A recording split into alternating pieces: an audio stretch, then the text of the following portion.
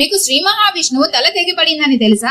హయగ్రీవుడు అనే అసురుడు బ్రహ్మకు కఠిన తపస్సు చేసి చావులేని వరం కావాలని అడుగుతాడు. దానికి బ్రహ్మ అమరత్వం ఇవ్వడం కుదరదు అని చెప్పి వేరే వరం అడుగు అంటాడు. అప్పుడు హయగ్రీవుడు తనలాంటి వాడే అంటే గుర్రం తల మానవ శరీరం ఉన్నవాడే నన్ను చంపాలి అని అడుగుతాడు. సరే అని వరం ఇస్తాడు. దాంతో హయగ్రీవుడు తనలాంటి వారు ఇంకొకరు లేరు అని వరం ఇచ్చిన బ్రహ్మ మీదనే యుద్ధం చేసి వేదాలను దొంగిలిస్తాడు. దాంతో బ్రహ్మ శ్రీ మహావిష్ణువే దిక్కు అని విష్ణువు దగ్గరికి వెళ్తాడు.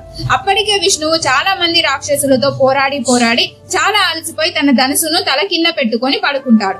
అది చూసిన బ్రహ్మ యోగ నిద్రలో ఉన్న విష్ణువుని నిద్ర నుండి లేపడం కోసం వింటినారి తెగితే ఆ శబ్దానికి లేస్తాడని బ్రహ్మ బాబ్రి అనే కీటకాన్ని సృష్టించి ఆ వింటినారిని కొరకమని ఆదేశిస్తాడు. ఆ వింటినారిని కొరికేయగానే వేగంగా వచ్చిన ఆ వింటినారి తగిలి శ్రీ మహావిష్ణువు తల తెగి సముద్రంలో పడుతుంది. అప్పుడు విశ్వకర్మ గుర్రం తలను తెచ్చి విష్ణువుకు పెడతాడు. దాంతో హయగ్రీవునిగా మారిన విష్ణువు ఆ అసురుడు హయగ్రీవునితో యుద్ధం చేసి సంహరించాడు. వేదాలకు బ్రహ్మను, విద్యకు సరస్వతిని అధిపతులుగా నియమించి తన వాస్తవ రూపంలోకి మారుతాడు. శ్రీ మహావిష్ణువు ఈ అవతారాన్ని ధరించిన రోజు శ్రావణ పౌర్ణమి కావడం వల్ల ఆ రోజున ఎవరైతే స్వామివారిని దర్శించుకుంటారో వారికి విద్యా జ్ఞానం లభిస్తాయని మన పురాణాలు చెప్తున్నాయి. ఇలాంటి పురాణ రహస్యాలు తెలుసుకోవడానికి మన ఛానల్ ని సబ్స్క్రైబ్ చేసుకోండి.